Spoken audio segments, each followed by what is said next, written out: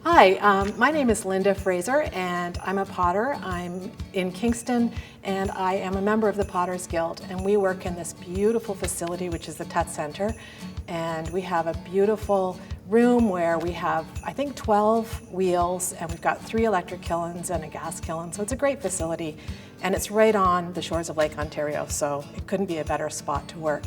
And today we're going to do a workshop for beginners. So if you've never done pottery before, this is a really fun thing that a family can do at home together, and it's good for all ages. So I think as long as you're not tempted to eat the clay, you're good to go. So here we go.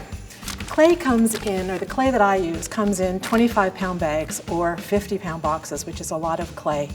And you can either get air dry clay, and that will literally dry in your home, and then you can paint it and finish it, or you can get clay that potters use at the Potters Guild, which has to be done in a kiln, and it takes a bisque and a glaze in the kiln. So if you're not a member of the guild, then you can actually go to Amaranth, which is a local family-owned business, and they sell all the supplies, so you can get all your supplies from Amaranth, and you can then have them bisque it, you glaze it, and then they will glaze it in their kiln. So we'll talk about the whole process. It sounds maybe a little daunting, but it isn't. So let's get started because we're going to get into the fun part. So we're going to take the clay and we're going to get some clay out. Now, everything, I bet you that's noisy.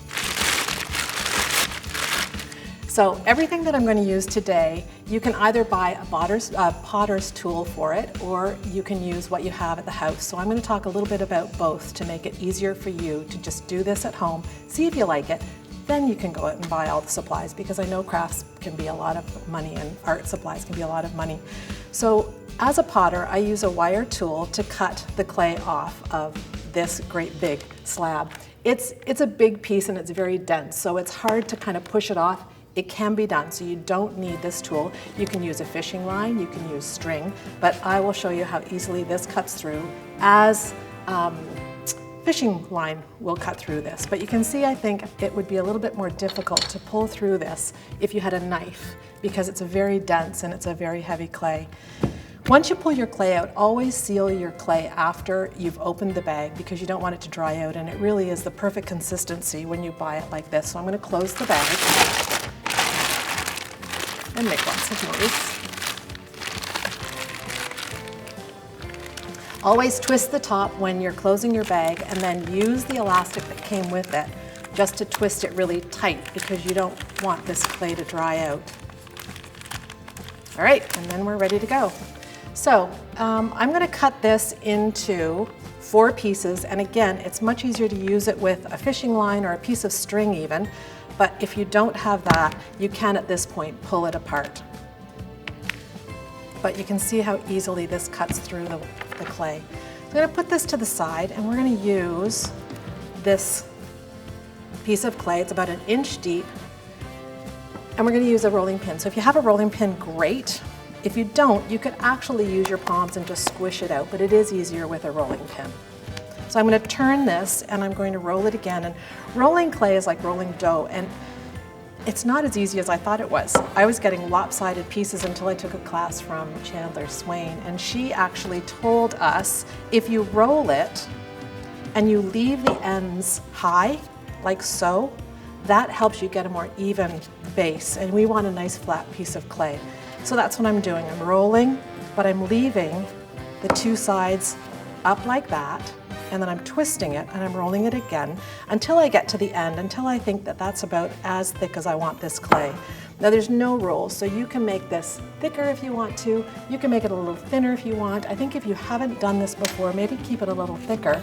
I actually use paint sticks, and I put paint sticks on either side, and this way, when I roll the clay for the last little bit, I get it nice and even.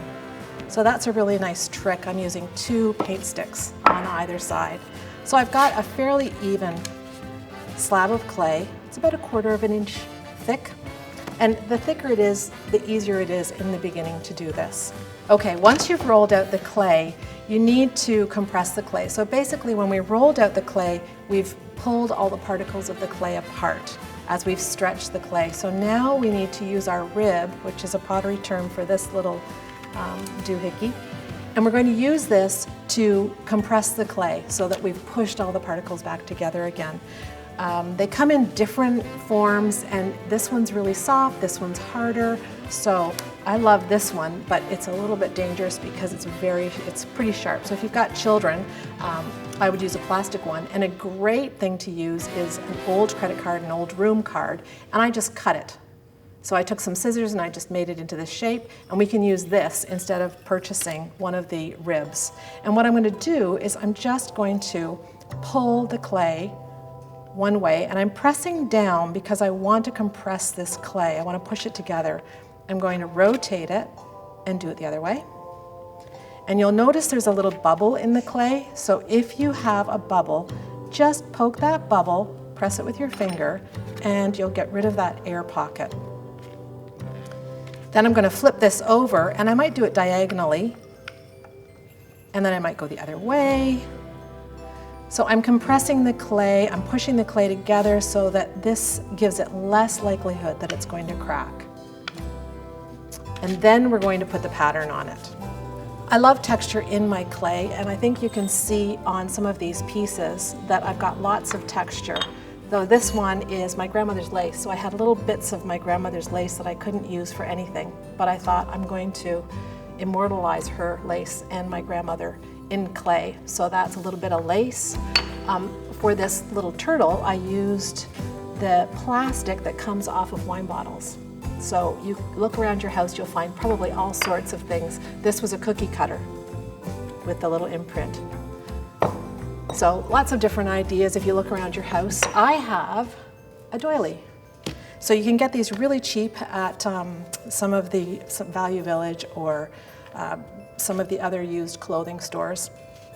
So if you go into the used clothing stores, and you'll find all sorts of doilies and lace and other ideas. And I'm going to take my rolling pin and I'm going to press into the clay. And if you look really closely, you can see that the clay is actually oozing through this doily, and it's going to make a really beautiful impression. So this is where the magic happens. We're going to pull this back, and you've got some really nice dimension and really nice pattern in this clay. And this was done with a doily, so you can see the pattern on that piece. So now what we're going to do is I always lift it up so that it doesn't stick. I didn't talk about surface. You can use any surface. I could work on this wood. This is actually a slab mat, but it's not necessary. You can work on newspaper if you want to. Clay is water soluble, so you can clean up with water and a sponge afterwards, so you don't necessarily need to have anything specific to work on. So now what I'm going to do is I'm going to cut out my pattern. So we're going to make some hearts as ornaments, maybe some circles, we'll see. But I always use plastic when I'm using a cookie cutter because it just helps so that the cookie cutter doesn't stick, and it also makes a really nice rounded shape. So I'm going to take this and I'm going to press it down, and if you just press it really hard until you hit the surface, and if that's sore in your hands, you can always use something like this to put the pressure on your cookie cutter. Then lift this carefully, and it's just like magic. This is a pin tool. You can use a pin tool, which you can get at Amaranth, or you can use a skewer. So if children are doing it, a skewer is perfect with a pointed edge. You can also use a little utility knife from the kitchen. And we're going to pull the pin tool through the clay that we're not going to use, and we have this really beautiful heart-shaped ornament. Then what we can do is, you need something so that you can hang it off the tree. So I use a small cookie cutter and cut out a little heart on the corner with the plastic, the same technique, and there you go. And then what we can do is we can use that later because we never waste anything in clay. We can always reuse the clay. So I'm going to take this leftover clay and I can roll it and I can create another ornament with this. So we'll show you a little. I'm just going to roll it into a circle, put this to the side, and I've got this little piece here, so we'll make a sweater mitten. So again, same technique. I'm going to roll it out,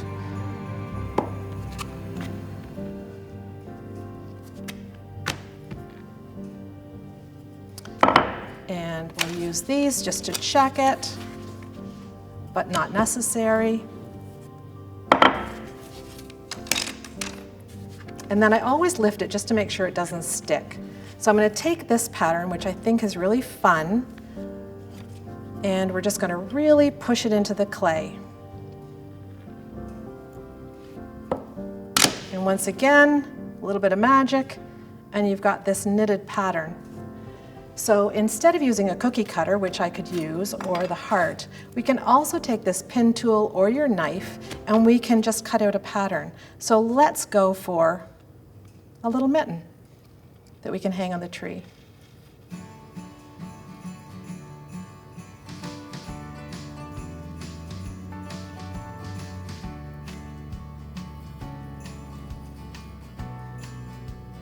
And then of course this is a clay we're not going to use, so we're going to pull it away because it stretches it. And we've got this little mitten form. You can see the difference between the edges when you use a cookie cutter in the plastic and when you use the pin tool or your knife. You're going to get a sharper edge with a few burrs on it. So what you can do is just take your finger and just gently go around and soften that edge. And hopefully you can see the difference there. It's a nice soft edge. I might flip it up the other way and just check this edge too. Sharper edges are more likely to chip, and they're not as nice, they're not as tactile, so I like to just soften up all the edges. Now this is the time where you can actually sign your name on the back. So if you're making these as gifts, you can put Christmas 2020. If you want to put somebody's name on the back, you can do that. I find that sometimes these are a little too sharp, or the pin tools, so I would use a pen, and I would take a pen and I would sign like so. And then you can clean that up if you want, and if you make a mistake, you can use your rib tool and you can just take it out like so, and then you can try it again, and you can do that as many times as you want to, which is fun with clay. So you're never committed. So once you've made your forms, then you want to put a hole in your form to hang it. This one has one, this one doesn't. So I think I'm going to hang these mitts like so. And then if you want to take your skewer or your pin tool, you can actually just take a circle and make it about 1/4 of an inch down so that you're not going to break your clay when you hang it. There's not a little bit of stress in that clay. So you want to just pull that little bit out, press it down, and there you've got it. And I always smooth this out because I don't want a rough edge if you're going to hang it with the ribbon or the string. And then another thing you can do is take this little heart, because we don't waste anything, and I'm going to take some water. And basically water in pottery is glue. So you can use one of a few things. You can use, some people use vinegar and water because they say that that is a better adhesive. Some people just use straight water, and some people use a little bit of this clay mixed with water, and then it makes this mud, and they use that as a glue. But today we're going to use water because it's nice and simple. And I'm going to score with my pin tool, or you can use, again, this skewer. You're just going to score this and actually make a really nice mess of the back of your little heart. And then I'm going to decide where I'm going to put it on this piece. I might just draw a little bit of an outline so that I can see where it's going to go.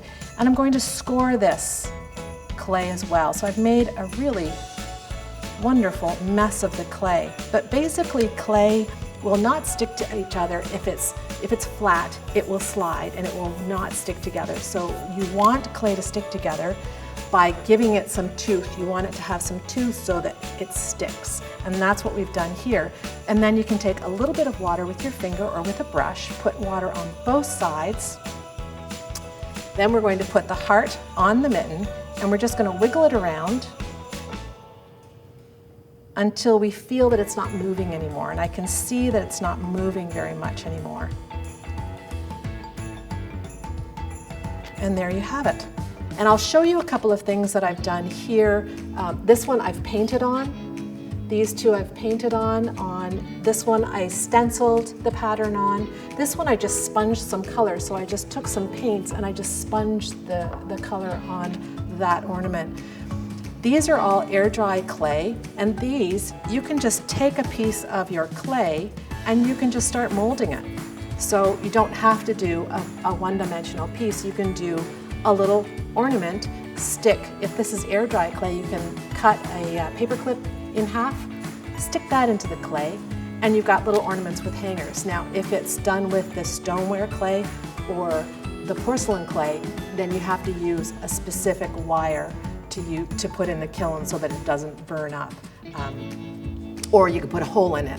You know, I could put a hole through the clay like this, and then I could put the glaze on it. But lots of options. So again, you can use this and you can just pinch.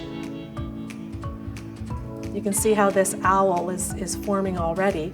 If I wanted to put the beak on, I would take a little piece, I would score it. So I would mark it all up, I would use some water, I'd stick the beak on, and I think that's pretty well as simple as that is. Push in the little eyes, so I would take something that's got a nice circle, I could push in the eyes, and there we go. So you can sculpt this clay. This is called slabware, so I'm making a slab with it, and that's why it's called slabware. Pottery on the wheel. So this one was done on the wheel, and a telltale sign is the swirl in the middle. And that you have to go maybe join a club, join the Kingston Potters Guild, go to Amaranth. They have wheels and classes as well. So if you love doing something like this, it's a great opportunity for you to try it, and then if you want to do more, you can either take classes at the Guild or you can take classes at Amaranth. And I'll tell you about the air dry clay and the different clays because that's quite important. So when you go and buy your clay, talk to the store and they will give you lots of information on what they have and what might be appropriate for you. So it depends on what you're looking for. This is air dry clay, dries at your home. You don't need any ovens, you don't need anything, you just let it sit and dry. These will warp and they will shrink a little bit in the air dry clay, which is fine. If you don't want it to warp, then put something flat on it, put something that will weigh it down, and just move it every once in a while so that it gets some air so that it can dry. But I don't mind it warped. These are warped and I quite like them. I think they're gonna look really pretty on the Christmas tree. These are all stoneware, so they have to be put in the kiln. And this is actually porcelain. And I'll show you the difference between porcelain, which is transparent. I don't know if you can see through that. You can see the pattern. So it'll be really pretty on the Christmas tree. A little harder to use, but certainly doable for ornaments. Or this is stoneware. And you don't, oh, maybe that's, nope, that's porcelain because you can see through it. So this one is stoneware and you can't see through it. So there's the difference again with the porcelain where you can see through it and the stoneware where you cannot see through it. So you've got lots of choices with clay. We have speckled clay and it's more of a brown earthy color, which also affects the glaze. It gives the glaze a different color, a more earthy color. We have clear, light glaze with speckles, and that you can see the speckles through the glaze with a lot of glazes, and a lot of people like that. Or you can get stoneware that's completely clear with no speckles, or you can get the frost, which is quite white. So lots of varieties in this type of clay. Only one type of air dry clay on this side. The other thing that you can do with this is you can use glaze. So once you've taken it to Amaranth or once you put it in the kiln to biscuit, because it has to be dry with no moisture whatsoever in it, then you have to glaze it. And I use store-bought, you can mix your own, but this is great. You brush it on and then you take it back to the kiln and you fire it again. And this is what you get out of the kiln. With the air dry clay, you can actually just use 99-cent paint from the dollar store or any paint that you've got in the house. And then once that's dry, you can actually use Mod Podge. And I have found this Mod Podge and it is actually dishwasher safe, which I have not tested. I don't think I'll put my ornaments in the dishwasher, but you can also make ring holders with that clay. So these are just little ring holders that would be fun to use. Or they could hold pills, or they could use any number, put your tea bag on it. So they're kind of versatile as well. So lots of ideas. I hope that this has given you lots of ideas, and I hope that this is a fun project for your family at home, and I wish everybody the very best.